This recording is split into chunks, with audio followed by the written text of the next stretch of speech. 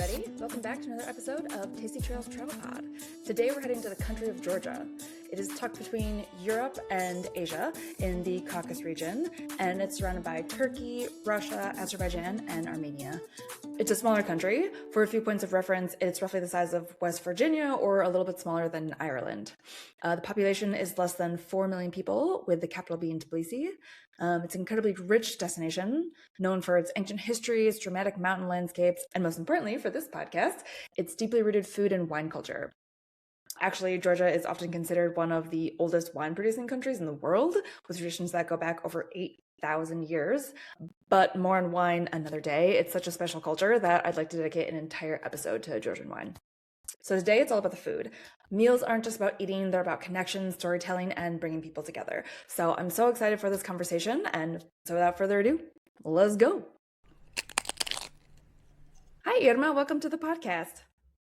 Hi, Kathy. Thank you. Yeah, I am so excited to have you here today. Can you first tell people a little bit about who you are, where you're from, and what you do? Well, my name is Irma Lagadze. I'm from Georgia, from the country, not from the state. And yes, and I have a small tour company called Georgian Flavors, and I host travelers from all around the world and do cooking classes with them about Georgian food and cuisine. Yeah, that's amazing. I don't know. So I haven't been to Georgia. It's been on my list for a long time. I've just wanted to spend a lot of time there. And so I'm always like, oh, I'll do it later when I can go for like a month or whatever, just because I know there's so much to do. I've been hearing a lot about Georgian cuisine. Yeah. And so, yeah, I'm excited to kind of dive into it because I don't know a ton about it. But from what I can tell, food seems to play like a very important role. Would you say that's true? And kind of what does Georgian food mean to you?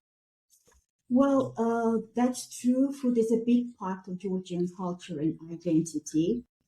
And food means a lot to me because it brings people together.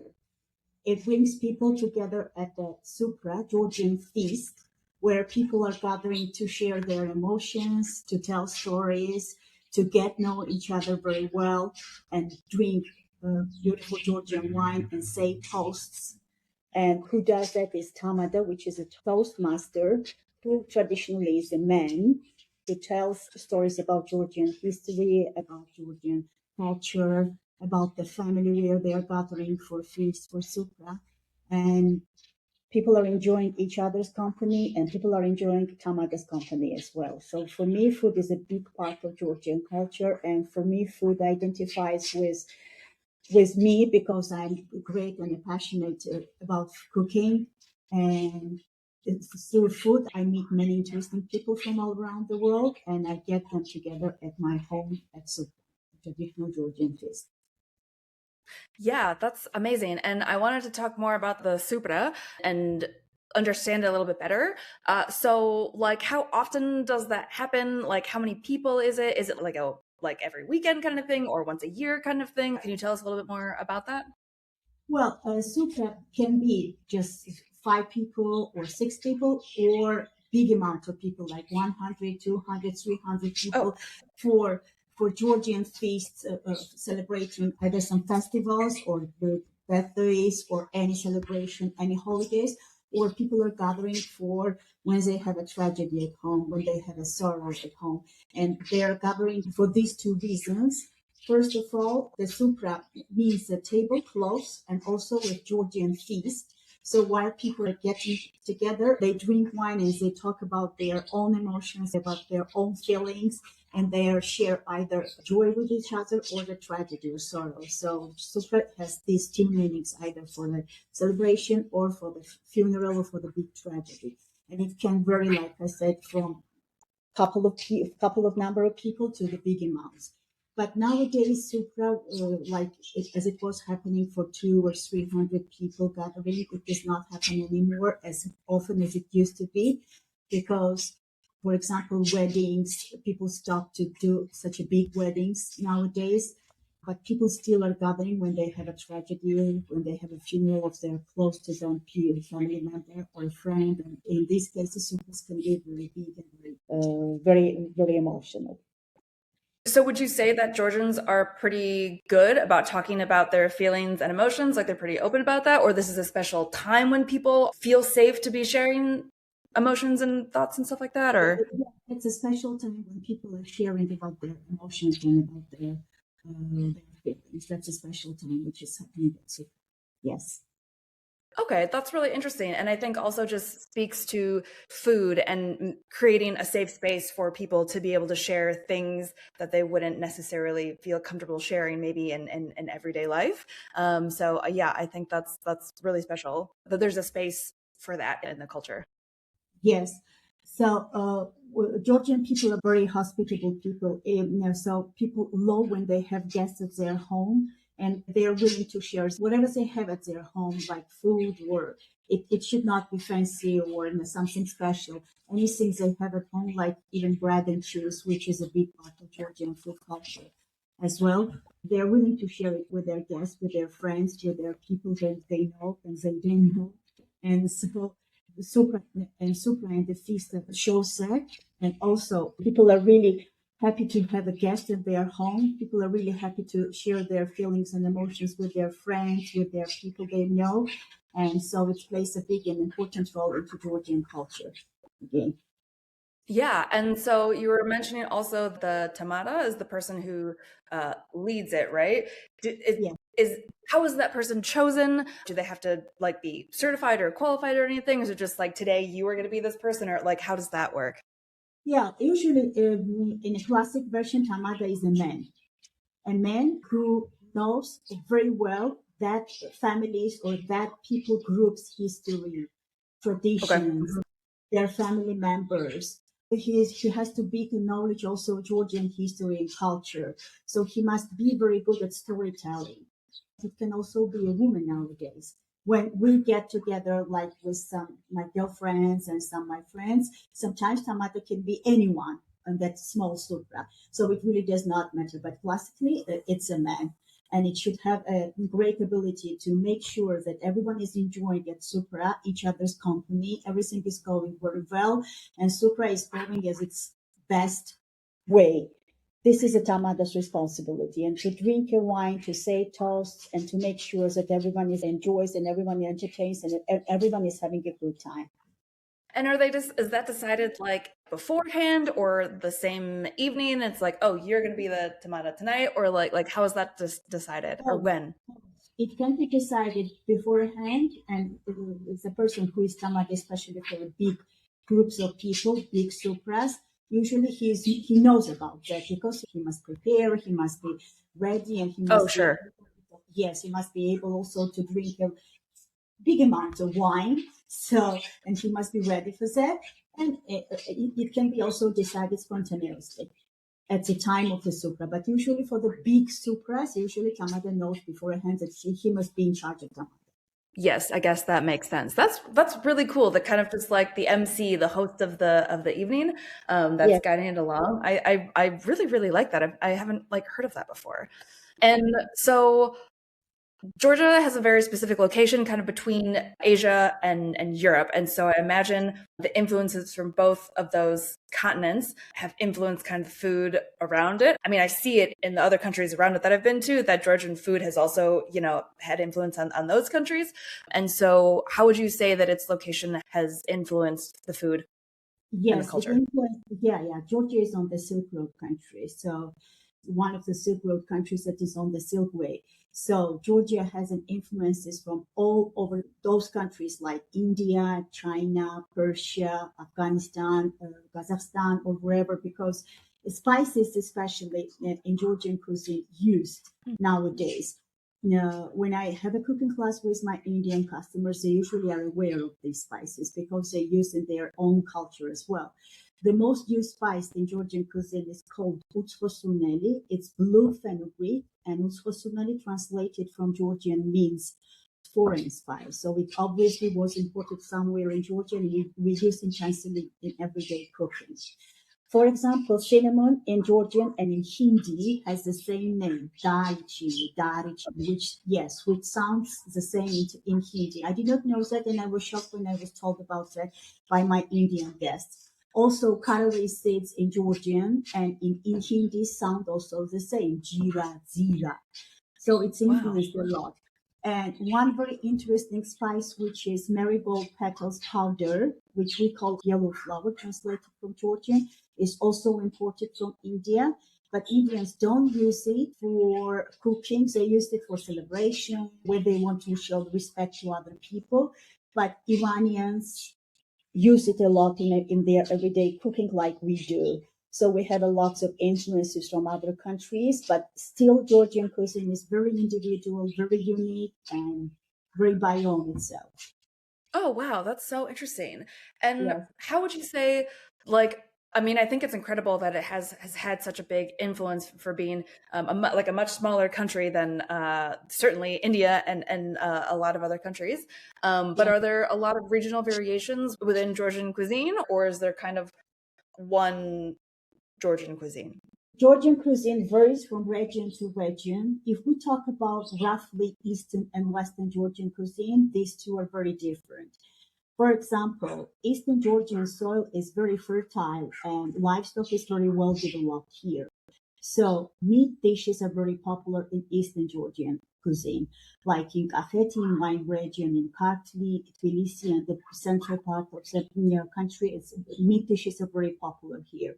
So Western Georgian soil is not so fertile; it's very poor. So Western Georgian housewives, we often joke that to feed their families, they started to season every tree, leaf, and every bush. So this is how, for example, walnut paste culture was developed, and khali, any Oh, vegetable seasoned in walnut paste was developed. So oh, spices, walnut pastes, khachapuri, cheese bread, and chicken dishes were invented in Western Georgia. So Western Georgian cuisine is very diverse, very colorful, and Eastern Georgian cuisine is very cold, kind of very plain, but very tasty, very delicious.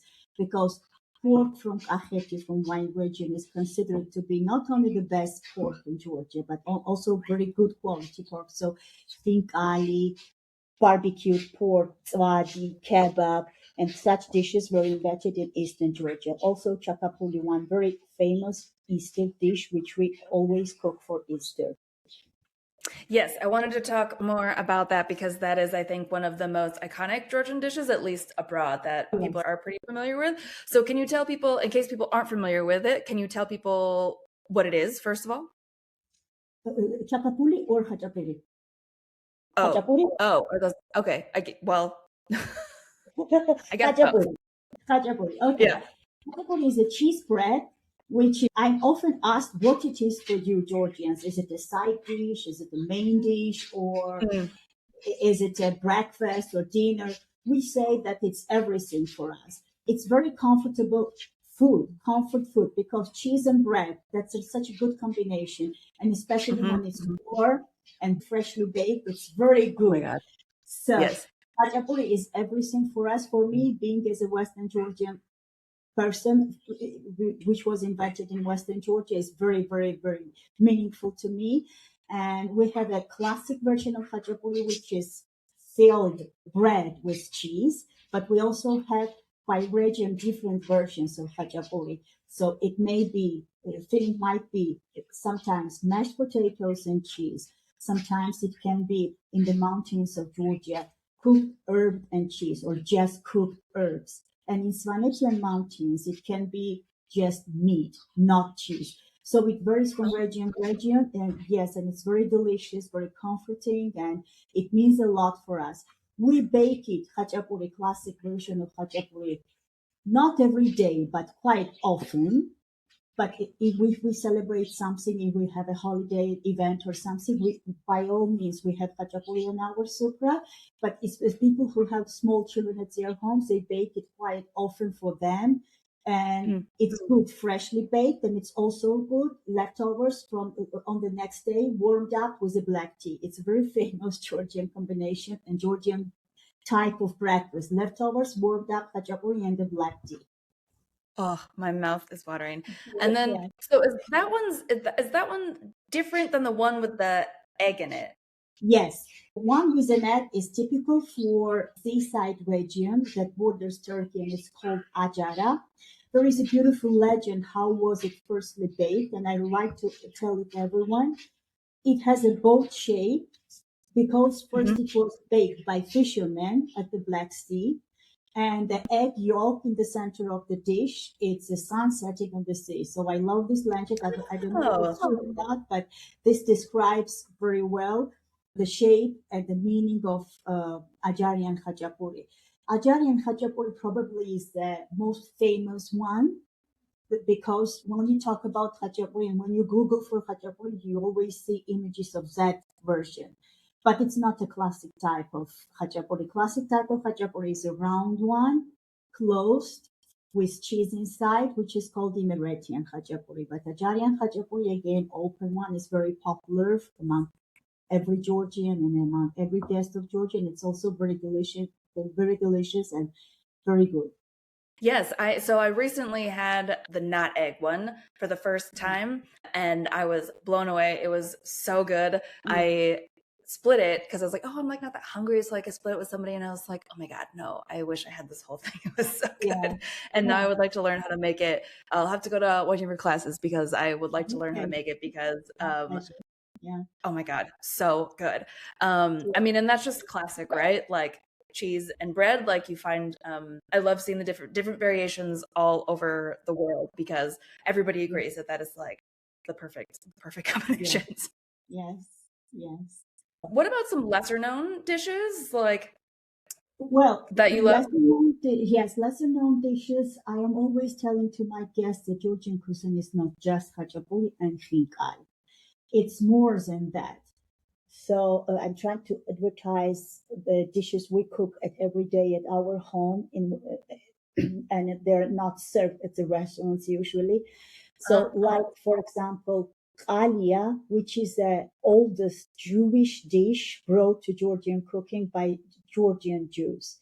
I'm from Kutaisi, from the second largest city of the country. I was born and grew up there, and my mom and my grandma, they grew up with Georgian Jews, so they were the best cooks. How they cooked that dish. Usually, it is cooked from originally from duck because Jews they don't eat pork, but Georgian version of that dish is a beef and pork mixture, lots of Georgian yellow onions, pomegranate seeds, Georgian spices, and pomegranate sauce. It's so delicious. It's so warm and such a good dish, winter dish. And it's less known in the restaurants. And I'm trying to promote it and I cook it very often in winter time with my guests and everybody loves it. yeah, that sounds so like cozy. Oh, yeah, that Totally. sounds really. Exactly. That's the right word. Yeah. And what about some holidays that have some deeply rooted food traditions? Are there some? I'm sure there's some great holidays. Yeah. I would name from the holidays, for example, grape harvest, Tbilisi, which is happening in Kakheti at the end of August, beginning of September, and in Western Georgia, it's happening in October. This is a time of the year when people are harvesting grapes and celebrate that. Usually people who help each other in grape harvest. It's ended by supra, by big supra, and lots of fresh baked breads, Georgian breads, which are called toastmaster. Lots of barbecued pork, badi, khinkali, hashlama, these heavy but plain but very delicious meat dishes are served into that holiday. I would also name Georgian Christmas, when people do the Georgian Christmas dessert, which is called gozinaki. That's our walnuts cooked into caramelizing into a honey. That's one of Mm. the few Georgian desserts we are enjoying, and it's very deeply related to that holiday. And probably the most famous Georgian holiday dish is chakapuri, which is a lamb stew connected with Easter. In Easter usually is happening either in April or beginning of May when the Lent season is. And we cook it with all fresh herbs available that time. And main role plays tarragon, sour plums, Georgian white wine, and of course lamb. So it's very delicious dish and very unique. Nobody cooks it. It's such an unusual combination of a sour plums, Georgian wine, lamb, and the tarragon. But it's very delicious, very good. And also we bake pasca, for Easter. That's an Easter cake. Again, influenced by some other countries. We use lots of spices like nutmeg, cardamom, cinnamon. And when we bake it, everybody wants to bake the best pasta for the year because we do it just once in a year and everybody competes, everybody shares, everybody. It's a big Fun. thing. Yes, it's a big thing. In Easter time, usually in town, we taste as many pasta as we can, and then we sit down and talk about whose pasta was the best and where we can buy the best pasta if we don't bake it at home. Oh my God, I love that so much. That's so fun. And Yeah. yeah, it is so much more special as well. Like when you're not doing it, when you only do it once a year, it makes it, yeah, much more special. Would you say Georgians have a sweet tooth? You said you didn't have like a ton Uh, of desserts, or not really, or? Not, we really don't. We even joke that we had to protect our countries and we had to fight so much that we did not have time to bake desserts.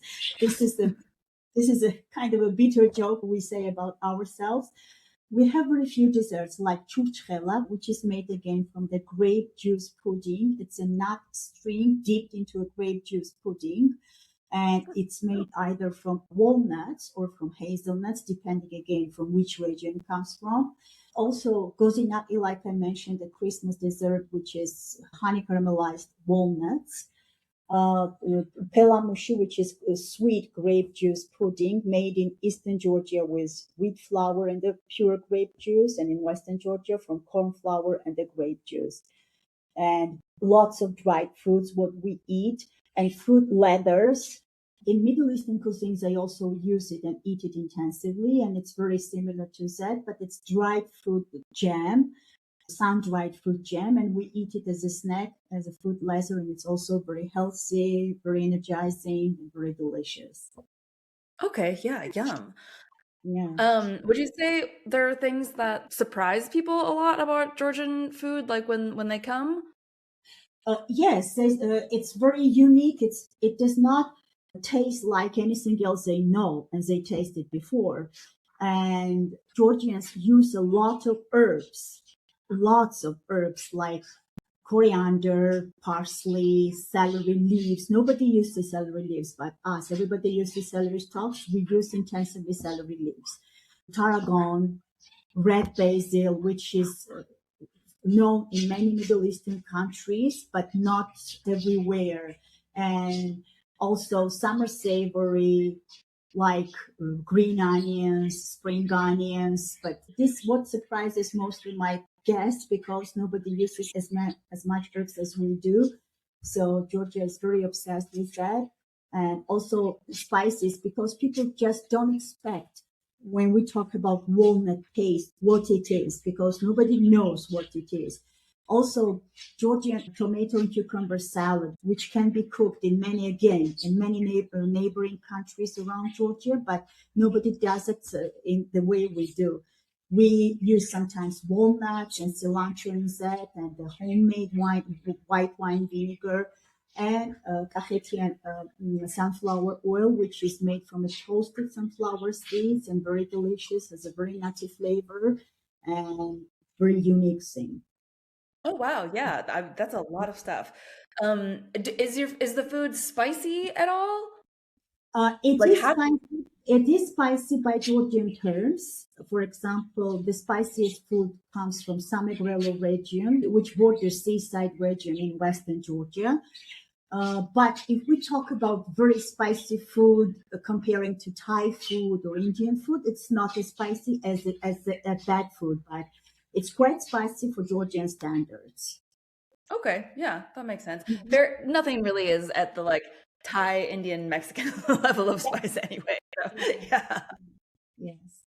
And how did you get into food and cooking and kind of where you are now? Like, where does your love of that come from? Well, I was not interested in cooking at all when I was a child, but I was surrounded by women who all of them were great cooks, like my mom, my aunts, both of my grandmas. And I was just watching them, not really learning, but just watching them and enjoying them.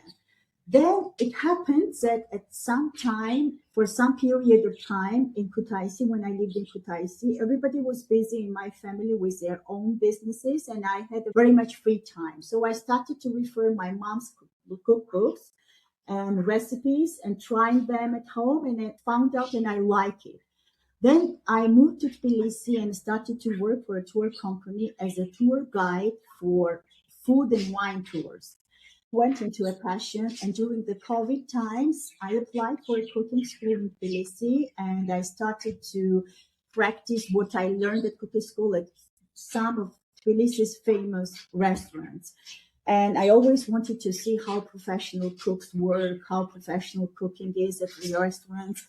I found it very interesting, but also very tiring for women. Then after COVID, I decided to bring people to my home with my small kitchen. And this is how I started to do Georgian flavors, with daily cooking classes to the guests of my country. Oh, wow. What a journey. And especially to like bring people into your own home is Yeah. also just like so special and so unique. That's so cool. Do you have any tips for people visiting Georgia? So that can be food related or besides, of course, taking your classes. But do you have tips for people who are visiting, like stuff that they wouldn't necessarily find on the internet, like local insights? Well, first of all, they must know that, of course, Khachapuri and Khinkali is one of the most delicious things from Georgian cuisine, but try to explore more, try to see and taste everything. Go to Georgian farmers markets, which are so colorful, so versatile, and so much information. Meet local people there, local vendors. It does not matter that they don't know each other's language, but just try to talk to them, try to taste everything from the market, not to be afraid of new ingredients, trying of Georgian ingredients. Like many people have coriander intolerance, and many people at my classes say, especially from Germany, from Switzerland, from Italy, that they cannot taste coriander because it's genetical, it tastes for them. So, but coriander is a big part of Georgian identity. So just be open-minded, taste everything, give a chance to a Georgian food and try everything they find appealing at restaurants or at somebody's home. So, and be open-minded and meet locals if they can. This is my tip, because it's really, and support small businesses like small farmers and small guest house owners, everyone who has small business. Yeah. Yeah, absolutely. That's great advice. And what about like so I'm a vegetarian. So what about Oh, vegetarians who and I actually would be fine eating khachapuri like every day, but are there other delicious Georgian dishes that are vegetarian? yes, and it has its own history. Georgian nation is one of the oldest Christian nations, Orthodox Christian nations in the world, along with Armenia and Ethiopia. And people, believers, are fasting 4 times during the year. For example, right now we have a big Lent for Easter fast. When during this time, people don't eat any dairy, any meat. So this is how all vegan and vegetarian dishes were created. So Georgian cuisine is Mm. very vegan, vegetarian, lactose-free, gluten-free friendly. It has a lots of vegan and vegetarian options. Even khinkali has its vegetarian alternatives like mushroom khinkali, cheese khinkali, cottage cheese khinkali, mashed potatoes khinkali, or even sometimes they do it from nettle filling, and it's very interesting and very unique. And also lots of lactose-free dishes, gluten-free dishes. For example, if somebody cannot eat khachapuri for gluten intolerance, we can bake for sandwich dali, which is a cornbread with cheese, deep fried. It's just a simple example. But when somebody tells me that has walnut intolerance, then I'm lost, because walnut's such a big part of Georgian identity and culture that we don't know what to offer, but it's a joke. Of course, there are hazelnuts in Western Georgian cuisine, and Georgian almonds are very good, so we can replace those too. So for vegans and vegetarians, Georgian cuisine is a heaven. Oh, wow. That's great. That is Yeah, excellent. yes. And this is a question that I ask everybody that comes on the podcast. What would your last meal be? It can be anything, something that like your mom or your grandma made. It could be something you've eaten at a restaurant somewhere. It could be any meal in the whole wide world. What would it be? I would say Khachapuri, but I'm a really big fan of an aubergines and walnut paste, because it's It's for me, it best describes the Georgian spices and Georgian walnut paste culture in its best way. So for me, probably aubergines and walnut paste. But Ijani Oh, knows it. yeah, that's a great answer.